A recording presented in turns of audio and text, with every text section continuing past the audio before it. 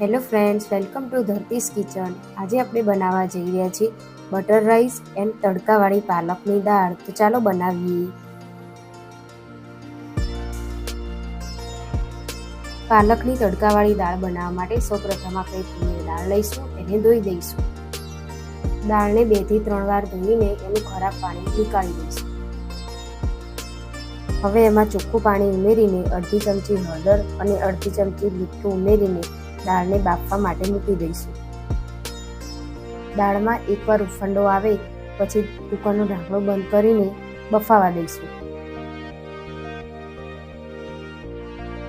પછી દાળમાં થોડા ગરમ મસાલા અને ટામેટા એડ કરી દઈશું.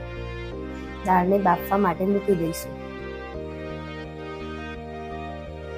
આપણે બાસમતી ચોખાને અડધો કલાક માટે પલાળીને રાખ્યા જ હતા.